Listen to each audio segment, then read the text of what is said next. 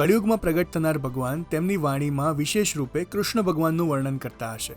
Okay, હવે બાકીનો શ્લોક જોતા પહેલા આ લાઈન ડિટેલમાં સમજીએ, જરૂરી હોવાથી, કે શ્રીજી મહારાજે પોતાની ઉપાસના પ્રવર્તાવી, પણ એમની વાણીમાં તમામ અવતારોમાંથી સૌથી વધુ જો કોઈનું વર્ણન કર્યું હોય તો કૃષ્ણ ભગવાનનું. વચનામૃતમાં છે, શિક્ષાપત્રીમાં પણ તેમણે કૃષ્ણ ભગવાનને ઈષ્ટદેવ તરીકે સ્વીકાર્યા. હવે આ વાત આવે ને એટલે ઘણાને એમ થાય કે શ્રીજી મહારાજ તો કૃષ્ણ ભગવાનની ભક્તિ કરતા હતા, એમને ઈષ્ટદેવ તરીકે સ્વીકાર્યા, માટે જો સ્વામિનારાયણ ભગવાન હોય તો અન્ય ભગવાનને ઈષ્ટદેવ તરીકે કેમ સ્વીકારે? ભગવાનને તો કંઈ થોડા ઈષ્ટદેવ હોય? હા હોય. સહજાનંદ સ્વામીએ સંતની દીક્ષા જરૂર લીધી, ગુરુ પણ કર્યા અને શ્રી કૃષ્ણ ભગવાનને ઈષ્ટદેવ તરીકે પણ સ્વીકાર્યા, પણ તેઓ ભગવાન પણ છે. તો પછી સ્વામિનારાયણ ભગવાન માટે મિક્સ્ડ ઓપિનિયન્સ કેમ મળે છે? વચનામૃત વાંચીએ તો પણ ક્યાંક એમણે ભક્ત રૂપે વાત કરી હોય, ક્યારેક સંત રૂપે, ક્યારેક મુક્ત રૂપે અને ક્યારેક સ્વયં પરબ્રહ્મ પુરુષોત્તમ નારાયણ રૂપે વાત કરી હોય. તો આજે આપણે ઘણા પ્રમાણો દ્વારા જોઈશું કે આવું માત્ર એમની માટે જ નથી, બીજા અવતારોએ પણ અન્ય ભગવાનોને ઈષ્ટદેવ તરીકે સ્વીકાર્યા છે, ગુરુ પણ કર્યા છે, બીજા ભગવાનોની ભક્તિ પણ કરી છે, પૂજન, નામ સ્મરણ, ભક્તિ કરવાની આપણને પણ આજ્ઞા કરી છે અને ઘણા મનુષ્ય ચરિત્રો પણ કર્યા છે. સૌથી પહેલા રામચંદ્ર ભગવાનના જીવન તરફ જોઈએ. રામ ભગવાન પ્રત્યે ભક્તિ દ્રઢ કરવા, તેમને ઈષ્ટદેવ તરીકે સ્વીકારી, તેમનો આશરો કરવા, તેમનો યથાર્થ મહિમા સમજવા કયા ગ્રંથો આપણે વાંચીએ? પ્રિડોમિનન્ટલી રામાયણ અને રામચરિતમાનસ. બીજા પણ ઘણા ગ્રંથો છે, પણ મુખ્ય આ બે ગ્રંથો હોય. ખૂબ અદ્ભુત ગ્રંથો છે અને તેમાંથી પ્રભુ રામચંદ્રજીનું ભગવાનપણું નિર્વિવાદપણે સાબિત થાય છે. પણ બહુ અનફોર્ચ્યુનેટ વાત છે દોસ્તો કે ઘણા લોકોને રામચંદ્રજીને ભગવાન તરીકે સ્વીકારતા આજે ખૂબ તકલીફ પડે છે અને એમને માટે મનુષ્ય ભાવ પણ પરટતા હોય છે. Very unfortunate. પણ આવું કેમ થાય છે? તો એના કેટલાક રીઝન્સ છે જે આપણે જસ્ટિફાય નથી કરતા, કોઈ દિવસ નહીં. પહેલા એ રીઝન્સ સમજીએ અને પછી એનું એક્સપ્લેનેશન સમજીએ.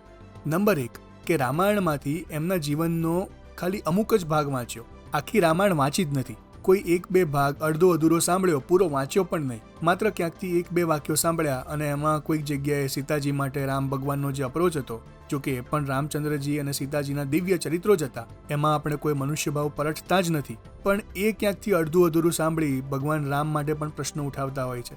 આજે આપણે જોઈએ જ છીએ. હવે આને મૂર્ખામી ના કહેવાય તો શું કહેવાય?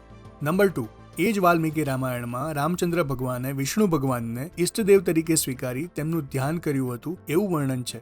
જેમ કે વાલ્મીકી રામાયણ અયોધ્યાકાંડ એટલે કે 2.6.124. એમાં શું કહે છે કે વશિષ્ઠ ઋષિના ગયા પછી રામચંદ્ર ભગવાને સ્નાન કર્યું અને તેમના પત્ની સીતાજી સાથે અવિચલિત મનથી ભગવાન નારાયણનું ધ્યાન કર્યું. શાસ્ત્રવિધિ અનુસાર શુદ્ધ ઘી ભરેલું પાત્ર પોતાના મસ્તક ઉપર અડાડી તેમણે ભગવાન વિષ્ણુના યજ્ઞમાં તે શુદ્ધ ઘી અર્પણ કર્યું. રામચંદ્રજીએ યજ્ઞમાં આહુતિ પૂર્ણ કર્યા પછી બાકીનું શુદ્ધ ઘી પોતાના કલ્યાણ માટે જમ્યા. શાંત ચિત્તે ભગવાન નારાયણનું ધ્યાન કર્યું અને ભગવાન વિષ્ણુના ભવ્ય મંદિરમાં ઘાસની યોગ્ય રીતે બિછાવેલી પથારી પર સીતાજી સાથે પહોંચી ગયા. આવું વર્ણન સાંભળીને પણ લોકોને પ્રશ્ન થાય કે રામચંદ્રજીએ પણ ઈષ્ટદેવ સ્વીકાર્યા. નંબર 3, રાવણ સાથે યુદ્ધ કરવા જતી વખતે રામચંદ્રજીએ શિવજીની પૂજા કરી હતી. એ વખતે શિવજીએ રામચંદ્રજીને યુદ્ધમાં વિજય પામવાના આશીર્વાદ આપ્યા હતા. આ વાત રામચંદ્રજી સીતાજીને કહે છે. ક્યારે? કે રાવણની લંકામાંથી સીતાજીને લઈ અને જ્યારે તેઓ અયોધ્યા પાછા ફરતા હોય છે એ વખતે.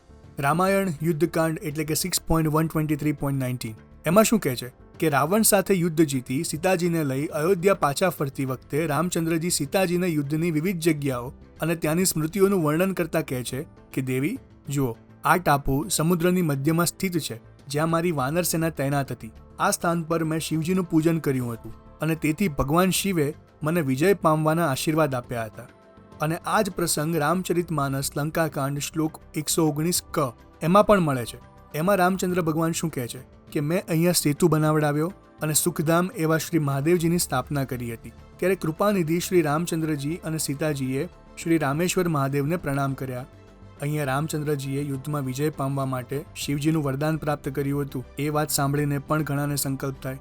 નંબર 4, આ રામેશ્વર મહાદેવની સ્થાપના કરી રામચંદ્રજી પોતે સ્વયં ભગવાન હોવા છતાં શિવલિંગની પૂજા કરવાનો આદેશ આપણને આપે છે. આ વર્ણન બ્રહ્માંડ પુરાણ, અધ્યાત્મ રામાયણ, યુદ્ધકાંડ અથવા લંકાકાંડ 1-4 એમાં છે. અહીંયા રામચંદ્રજી શું કહે છે કે મોક્ષ પ્રાપ્તિની જેમને પણ ઈચ્છા હોય તેમણે આ રામેશ્વર મહાદેવને દંડવત પ્રણામ કરવા અને તેમનો જળથી અભિષેક કરવો. આવું કરનારા અનેક પાપોથી મુક્ત થાય છે અને નિશ્ચય મોક્ષને પામે છે. બ્રહ્માંડ પુરાણમાં આ વર્ણન છે. તો અહીંયા તેમણે પોતાનો નહીં મહાદેવજીનો મહાત્મ્ય સમજાવ્યું છે. આપણને સૌને મોક્ષ પ્રાપ્તિ કરવી હોય તો મોક્ષ મેળવવા શિવજીની આરાધના કરવાનો આદેશ અહીંયા આપ્યો છે. તો આજ સાંભળીને પણ લોકોને સંશય થતા હોય નંબર 5, યોગ વશિષ્ઠ રામાયણ. આ પણ ખૂબ સુંદર ગ્રંથ છે કે જેમાં રામચંદ્ર ભગવાન તેમના ગુરુ યોગ વશિષ્ઠજીને આધ્યાત્મિક પ્રશ્નો કરે છે અને યોગ વશિષ્ઠજી તેમને ઉપદેશ આપે છે. હવે આ ગ્રંથ વાંચીએ ને તો રામચંદ્રજી એક આદર્શ શિષ્ય અથવા તો સંત જેવું ચરિત્ર કરતા હોય એવું લાગે કે જેમનું રાજપાઠમાં અને વિષયમાં સહેજ પણ મન નથી. બધેથી તેઓને ખૂબ વૈરાગ્ય છે અને આ સંસારરૂપી માયાજાળમાંથી બહાર નીકળવા તેઓ તેમના ગુરુદેવને મોક્ષ પ્રાપ્તિના ઉપાયો પૂછી રહ્યા હોય એવું વર્ણન આ યોગ વશિષ્ઠ રામાયણના શરૂઆતના અધ્યાયોમાં છે. નંબર 6, શિવ ગીતામાં અધ્યાય 8 થી 16 રામચંદ્રજી શિવજીને અધ્યાત્મ માર્ગના અનેક પ્રશ્નો પૂછે છે, જેમ કે આ દેહમાં જીવ કેવી રીતે પ્રવેશે છે, મૃત્યુ પછી જીવ ક્યાં જાય છે, દેહમાં પાછો કેવી રીતે આવે છે, જીવ સ્વર્ગ વગેરે લોકને કઈ રીતે પામે છે, દેવતા કઈ રીતે થાય છે, કર્મનું ફળ કેવી રીતે મળે છે, શિવજીની ઉપાસના કરવાની રીત, મોક્ષ કેવી રીતે પ્રાપ્ત થાય, શિવજી પ્રત્યે ભક્તિ કેવી રીતે ઉત્પન્ન થાય વગેરે તમામ પ્રશ્નો જે એક આદર્શ ભક્તને ઉઠતા હોય તે બધા જ પ્રશ્નો તેઓ મહાદેવજીને પૂછે છે. તો આવી અમુક બાબતોને જ ધ્યાનમાં રાખીને ઘણા લોકોને રામચંદ્રજીને ભગવાન તરીકે સ્વીકારવામાં એટલી બધી પેટમાં ચૂક પડે છે ને કે વાત ના પૂછો. આ બધા પોઈન્ટ્સનું ક્લેરિફિકેશન આપણે જોઈએ છીએ, પણ એ પહેલા કૃષ્ણ ભગવાનના જીવન તરફ પણ દ્રષ્ટિ કરીએ. ઘણાને તેમના ભગવાનપણામાં પણ સંશય થતા હોય છે, વિચ ઇઝ વેરી અનફોર્ચ્યુનેટ. તો કૃષ્ણ ભગવાને બાળપણથી અંતર્ધ્યાન થયા સુધી શિવજીને ઈષ્ટદેવ તરીકે સ્વીકારી તેમની ભક્તિ કરી છે. નંબર 1, શ્રીમદ ભાગવત 10.34.1-4. એમાં શું કહે છે કે કૃષ્ણ ભગવાને અને તેમના મિત્રોએ શિવરાત્રિના દિવસે ઉપવાસ કર્યો હતો અને અંબિકા વનમાં ખૂબ આનંદ અને ભક્તિભાવથી ભગવાન શિવ અને અંબા માતાજીને પ્રસન્ન કરવા જ અનેક પદાર્થોથી તેમનું પૂજન કરે છે. નંબર 2, મહાભારત દ્રોણ પર્વ 201.59-85. આમાં ડિટેલ વર્ણન મળે છે કે કૃષ્ણ ભગવાને શિવજીને પ્રસન્ન કરવા લાખો વર્ષો સુધી તપ અને ભક્તિ કર્યા છે. એમાં કહે છે કે ભગવાન વિષ્ણુ કે જેમણે કૃષ્ણ અવતાર લીધો તેમણે એક સમયે હિમાલયમાં 66,000 ગુણ્યા 2 એટલે કે 1,32,000 અવકાશી વર્ષો સુધી માત્ર વાયુ ભક્ષણ કરીને શિવજીની તપસ્યા કરી હતી. શ્લોક 59 અને 60. શિવજીની તપસ્યાના બળથી તેમને બ્રાહ્મી સ્થિતિ પ્રાપ્ત થઈ અને તેમાં ભગવાન શિવના દર્શન થયા. શ્લોક 61 અને 62. તેમણે હાથ જોડી શિવજીની વંદન અને પ્રણામ કરી ભક્તિભાવથી સ્તુતિ કરી. શ્લોક 69, 71-78. આ સ્તુતિથી શિવજી પ્રસન્ન થયા અને કૃષ્ણ ભગવાનને યુદ્ધમાં સદાય અપરાજિત રહેવાના, સૌથી શક્તિશાળી બનવાના અને પોતાનાથી પણ અધિક બળવાન થવાના, અનેક લોકો તેમની ભક્તિ કરશે વગેરે અનેક વરદાનો આપ્યા. શ્લોક 79-84. આ રીતે ભગવાન નારાયણે પ્રથમથી જ ભગવાન શિવ પાસેથી અનેક વરદાનો પ્રાપ્ત કરી લીધા છે. તે જ ભગવાન નારાયણ કૃષ્ણના સ્વરૂપમાં પોતાની માયાથી આ સંસારને મોહિત કરતા પૃથ્વી ઉપર વિચરી રહ્યા છે. શ્લોક 85. તો અહીંયા તો એક્સ્ટ્રીમ લેવલનું વર્ણન પ્રાપ્ત થાય છે. તમે જુઓ, મહાભારતમાં આ વાત છે. નંબર 3, શિવજી સમાન પુત્ર પ્રાપ્ત કરવા કૃષ્ણ ભગવાને ઉપમન્યુ ઋષિના માર્ગદર્શન હેઠળ ખૂબ જ કઠોર એવું પાશુપત વ્રત કર્યું હોય એવું શિવપુરાણ વાયવ્ય સંહિતા ઉત્તરખંડ પ્રકરણ 1 અને 2 લખેલું છે. આ તપસ્યાથી શિવજી પ્રસન્ન થાય છે અને તેમના આશીર્વાદથી શ્રી કૃષ્ણને ત્યાં સાંબ નામે પુત્રનો જન્મ થાય છે. નંબર 4, કૃષ્ણ ભગવાન મહાદેવજીનો ખૂબ મહિમા ગાતા હોય અને તેમની ભક્તિ કરવાનો આદેશ આપતા હોય, યુધિષ્ઠિરને શિવ સહસ્ત્ર નામ જણાવી તેનો નિયમિત પાઠ કરવાની આજ્ઞા કરતા હોય એવું મહાભારત અનુશાસન પર્વ દાન ધર્મ પર્વ 14-18 અધ્યાયોમાં ખૂબ સુંદર વર્ણન છે. અને 17.182 તેઓ કહે છે, હે કુંતીનંદન યુધિષ્ઠિર, જે મનુષ્ય પવિત્ર ભાવથી બ્રહ્મચર્ય પાળીને ઇન્દ્રિયોને સંયમમાં રાખીને 1 વર્ષ સુધી યોગયુક્ત રહીને આ સ્તોત્રનો પાઠ કરે છે તેમને અશ્વમેઘ યજ્ઞનું ફળ મળે છે. તો આ તો તે કૃષ્ણ ભગવાનના જીવનની વાત. આ પણ બધા પોઈન્ટ્સનું એક્સપ્લેનેશન આગળ જોઈશું, પણ એ પહેલા ભગવાન સ્વામિનારાયણના જીવન તરફ જોઈએ તો તેમણે પણ કૃષ્ણ ભગવાનને ઈષ્ટદેવ તરીકે સ્વીકાર્યા. ઘણી જગ્યાએ કૃષ્ણ ભક્તિ કરવાનું પણ કહ્યું, મંદિરોમાં અવતારો પણ પધરાવ્યા, શિવજીનું અને અન્ય દેવી દેવતાઓનું પૂજન કર્યું હોય એવા પણ વર્ણનો મળે છે. તો આવી અમુક બાબતોને ધ્યાનમાં રાખીને કોઈ આ ત્રણેય ભગવાનોને સમજવા જાય, બીજા કોઈ ગ્રંથો કે ભગવાનપણાના ચરિત્રો ગણે જ નહીં, તો ચોક્કસ ભૂલા પડે જ છે ને.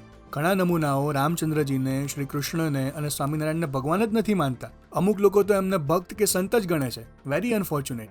ખાલી ગુજરાતની જ વાત નથી, આપણે ગુજરાતની બહાર પણ નીકળીએ, જરા ડોક્યુ કરીએ કે દેશના બીજા રાજ્યોમાં પણ લોકો શું વિચારધારા ધરાવે છે. તો હવે આ પ્રશ્ન થાય કે રામ ભગવાન, કૃષ્ણ ભગવાન, સ્વામિનારાયણ ભગવાન અને બીજા પણ અનેક અવતારો ઈષ્ટદેવ કેમ સ્વીકારે છે? તેઓ ગુરુ કેમ કરે છે? તેઓ પોતે ભગવાન હોવા છતાં અન્ય અવતારોની ભક્તિ કેમ કરે છે અને એમના ભક્તો પાસે પણ કેમ કરાવે છે?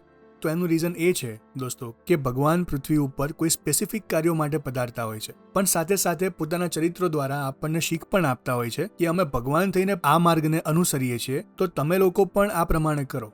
આપણે પહેલા રામચંદ્રજીના વિશે વાત કરી. એમાંથી યોગ વશિષ્ઠ રામાયણમાં તેઓ શિષ્ય ભાવે પ્રશ્નો પૂછે છે. હવે તેઓ સ્વયં ભગવાન છે, એમનાથી શું અજાણ્યું હોય? વાલ્મીકી ઋષિ કે જે પહેલા વાલિયા લૂંટારા હતા, તેમણે રામ નામનો અખંડ જાપ કરવાથી બ્રહ્મજ્ઞાનની પ્રાપ્તિ થઈ ગઈ હોય, અને એ પણ રામ નામનો જાપ ઓપોઝિટ ઓર્ડરમાં કરતા હતા, તો પણ તેમને બ્રહ્મજ્ઞાનની પ્રાપ્તિ થઈ ગઈ અને રામાયણ જેવા અદ્ભુત ગ્રંથની રચના કરી. તો એમના ઈષ્ટદેવ રામચંદ્ર ભગવાન એમને જ્ઞાન માટે શું બાકી હોય? શું એમને કોઈને પણ પ્રશ્નો પૂછીને જ્ઞાન મેળવવાની આવશ્યકતા છે? ના, એવું નથી. તેઓ તો જ્ઞાનનો સ્ત્રોત છે. દિવ્ય ભાવથી જોઈએ તો સમજાય કે આ ચરિત્ર દ્વારા તેમણે આપણને ઘણું બધું શીખવાડ્યું છે. જેમ કે પહેલા તો તેમણે ગુરુ કર્યા અને આપણને શીખવાડ્યું કે દરેક વ્યક્તિએ ગુરુ કરવા જોઈએ. કારણ કે આજે ઘણાને એમ થાય છે કે ગુરુ કરવાની શું જરૂર છે, ડાયરેક્ટ ભગવાન સુધી ના પહોંચી શકાય? કેટલાકને તો નાસ્તિક ભાવ પણ હોય છે કે ભગવાન છે જ નહીં, અથવા ભગવાનમાં માનવાની પણ શું જરૂર છે? જે કંઈ છે તે સાયન્સ અને ટેકનોલોજી છે ભાઈ, ધર્મ કરતા તેને જ પ્રોત્સાહન આપવું જોઈએ. તો શાસ્ત્રોમાં ભગવાને એમના જીવન અને કવન બંને દ્વારા શીખ આપી છે કે તેઓ પોતે પણ ઈષ્ટદેવ અને ગુરુ સ્વીકારે છે. તેમ છતાં જો આજે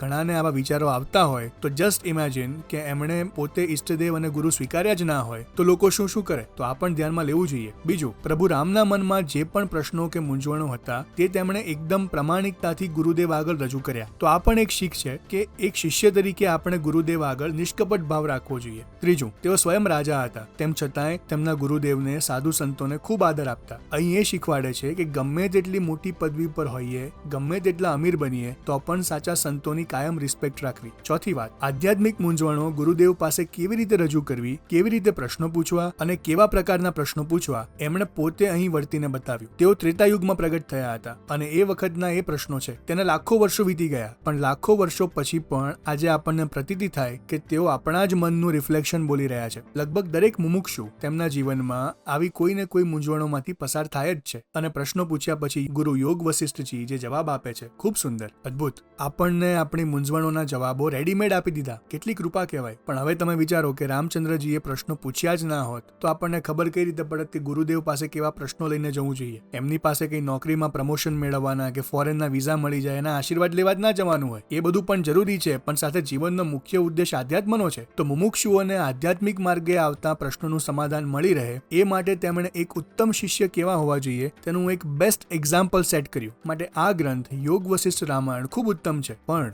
રામચંદ્રજીને સંપૂર્ણ રીતે સમજવા પર્યાપ્ત નથી. અને આગળ જોયા એવા મનુષ્ય ભાવના ઘણા ચરિત્રો શાસ્ત્રોમાં છે, પણ તેનાથી પણ અનેક ગણા વધુ દિવ્ય ભાવના ચરિત્રો શાસ્ત્રોમાં લખાયેલા છે. એની માટે તો ભક્તિ ભાવથી અને દિવ્ય ભાવથી રામાયણ અને રામચરિતમાનસ વાંચવા જ જોઈએ. તો જ તેમનો સંપૂર્ણ મહિમા અને ભગવાનપણું સમજાય. અને તેથી જ ઉપાસના રામ ભગવાનની જ પ્રવર્તિત થઈ છે. આપણે તેમને ભગવાન માનીને જ ભક્તિ કરીએ છીએ ને. તેમના અનેક ભવ્ય મંદિરો છે. અત્યારે અયોધ્યામાં અદ્ભુત રામ મંદિર બની રહ્યું છે. સનાતની હિન્દુ તરીકે આપણને બધાને ગર્વ છે એ વાતનો, પણ તેમ છતાંય ઘણી ચૌદશો હોય છે કે જે હજી તેમને ભગવાન નથી માનતા. કેમ? તો પહેલા 5-6 બાબતો જોઈને એ અને એવી જ બીજી બાબતો આગળ કર્યા કરે. વર્ષોથી એક જ વાત એમને સૂજે છે, બીજું કંઈ સૂઝતું જ નથી. એટલે રામચંદ્રજી અને સીતાજી પ્રત્યે દિવ્ય દ્રષ્ટિ, દિવ્ય ભાવ ખૂબ જરૂરી છે. પછી કૃષ્ણ ભગવાનના પણ અમુક ચરિત્રો જોયા કે તેઓ બાળપણથી અંતર્ધ્યાન થયા સુધી સદૈવ શિવજીને ઈષ્ટદેવ તરીકે સ્વીકારી તેમની ભક્તિ કરતા, પોતાના ભક્તોને પણ શિવજીનો મહિમા સમજાવી તેમની ભક્તિ કરવાની આજ્ઞા કરતા. પુત્ર પ્રાપ્તિ માટે એમણે પોતે શિવજીનું વ્રત કર્યું હતું. તો આવી અમુક બાબતોને ધ્યાનમાં લઈ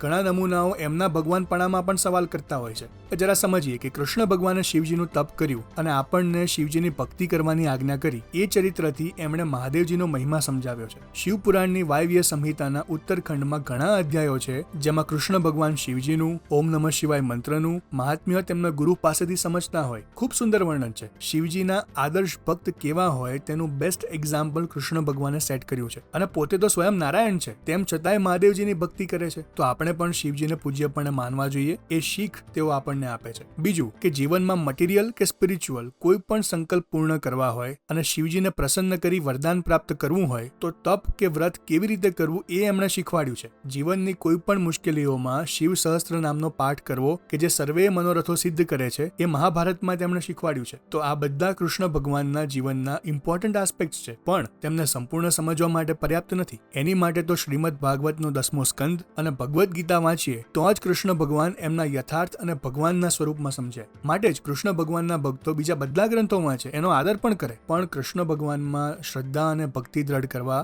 શ્રીમદ ભાગવતનો 10મો સ્કંદ અને ભગવદ્ ગીતા એ 2 ગ્રંથોનો અભ્યાસ સૌથી વધુ હોય, વિચ ઇઝ ગ્રેટ. અને તેથી જ ઉપાસના કૃષ્ણ ભગવાનની પ્રવર્તિત થઈ છે. આપણે તેમને ભક્ત નથી માનતા, ભગવાન જ માનીએ છીએ, સ્વયં નારાયણ માનીએ છીએ. તેમનું રામ ભગવાનનું ભગવાનનું નામ સ્મરણ કરીને અનેક જીવો આજ સુધી તરી ગયા છે અને ભવિષ્યમાં પણ તરશે. માટે કોઈ પણ ભગવાન મનુષ્ય રૂપે પૃથ્વી ઉપર પધારે ત્યારે એમની લીલાઓ મલ્ટી ડાયમેન્શનલ જ હોય. કોઈ પણ ભગવાનના શાસ્ત્રો ડિટેલમાં સ્ટડી કરો તો અત્યાર સુધી આપણે જોયું કે તમામ અવતારો શિવજીની આરાધના કરે છે, પરંતુ કેટલાક શાસ્ત્રોમાં તેનાથી કોન્ટ્રાડિક્ટરી વાતો પણ જોવા મળે છે. જેમ કે એ જ કૃષ્ણ ભગવાન કે જેમણે પુત્ર પ્રાપ્તિ માટે મહાદેવજીની ભક્તિ કરી હતી, તેઓ જ ભગવદ્ ગીતા 11.9માં અર્જુનને પોતાના વિશ્વરૂપના દર્શન કરાવે છે, જેમાં શિવજીના પણ દર્શન થાય છે. 11.6 શ્રીમદ ભાગવત 12.13.16માં કહ્યું છે કે વૈષ્ણવાનામ યથા શંભુઃ, એટલે કે વૈષ્ણવોમાં શિવજી શ્રેષ્ઠ છે. પછી રામચંદ્રજી કે જેમણે યુદ્ધમાં વિજય મેળવવા શિવજીની પૂજા કરી વરદાન પ્રાપ્ત કર્યું હતું. પદ્મ પુરાણ ઉત્તરખંડ એટલે કે 6.254.20-21 અને અધ્યાત્મ રામાયણ યુદ્ધકાંડ 6.15.62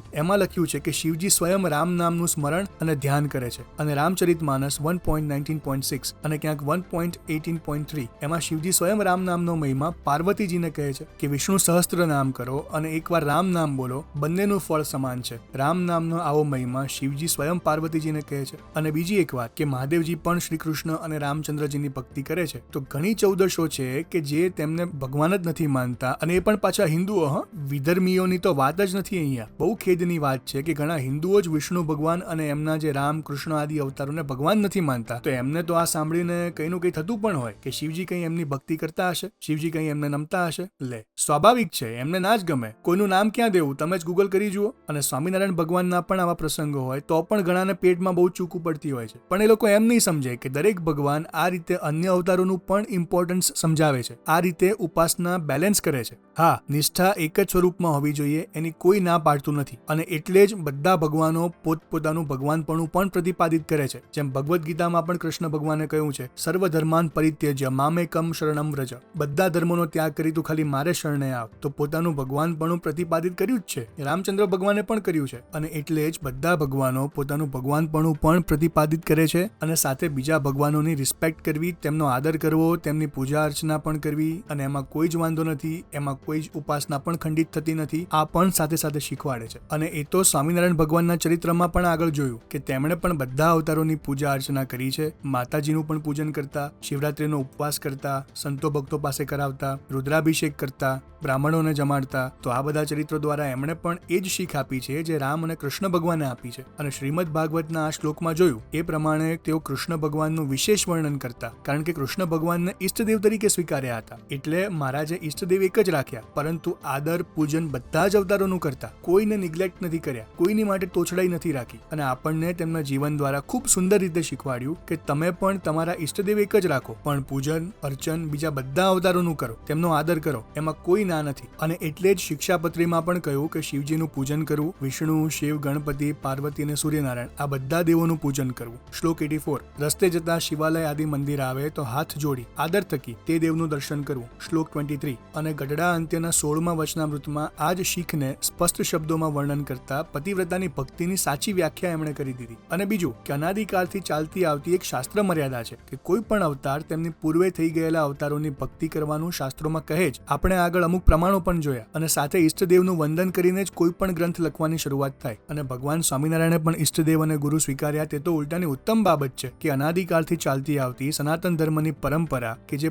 રામચંદ્રજી, કૃષ્ણ ભગવાન આદિ બધા અવતારોએ આચરણમાં મૂકી હતી, તે જ પરંપરા ભગવાન સ્વામિનારાયણે પણ જાળવી રાખી, તેનું ઉલ્લંઘન નથી કર્યું. એટલે શિક્ષાપત્રી ખૂબ સુંદર ગ્રંથ છે અને તેની એકે એક આજ્ઞા દરેક સંતો ભક્તોને પાળવી ફરજિયાત છે. પણ ભગવાન સ્વામિનારાયણને યથાર્થ ઓળખવા માત્ર આ એક જ ગ્રંથ પર્યાપ્ત નથી. એની માટે તો હરિચરિત્રામૃત સાગર, હરિલીલા કલ્પતરુ, હરિલીલામૃત, પુરુષોત્તમ પ્રકાશ, સ્વામીની વાતો, ગોપાળાનંદ સ્વામીની વાતો, વચનામૃત વગેરે અનેક ગ્રંથોનો ડિટેલમાં અભ્યાસ કરો તો તેમાં પાને પાને ભગવાન સ્વામિનારાયણ સ્વયં પુરુષોત્તમ નારાયણ છે એ સ્પષ્ટ થાય અને થાય જ. તેમના મોટા મોટા સદગુરુ સંતો કે જેમણે ભગવાન સ્વામિનારાયણને નિકટથી ઓળખ્યા, એમની દિવ્યતાના અનેક અનુભવો કર્યા, સમાધિ દ્વારા તેમના દિવ્ય અક્ષરધામના પણ દર્શન કર્યા, તેમના આશીર્વાદથી અનેક સિદ્ધિઓ પ્રાપ્ત કરી, તે સંતોએ ભગવાન સ્વામિનારાયણનું ખૂબ જ પ્રમાણિક અને યથાર્થ વર્ણન આગળ કયા એ અને બીજા પણ અનેક ગ્રંથોમાં કર્યું છે. તેમના જીવનનો દિવ્ય ભાવ અને ભક્તિભાવથી કોઈ પણ પૂર્વાગ્રહ વિના અભ્યાસ કરો તો ભગવાન સ્વામિનારાયણ સ્વયં પુરુષોત્તમ નારાયણ છે એવી પ્રતીતિ તેઓ સ્વયં આપણને કરાવે. માટે ઈષ્ટદેવ સ્વીકાર્યા એ જ દલીલ આગળ કરવાથી શ્રીજી મહારાજ ભગવાન નથી એવું તો કંઈ સાબિત થઈ શકતું નથી. અને હિન્દુ શાસ્ત્રોમાં તેમના પ્રમાણો નથી મળતા એ આર્ગ્યુમેન્ટ પણ સાવ ખોટી સાબિત થઈ. ઢગલાબંધ પ્રમાણો આપણે જોઈ રહ્યા છે અને હજી બીજા આગળ પણ જોઈશું.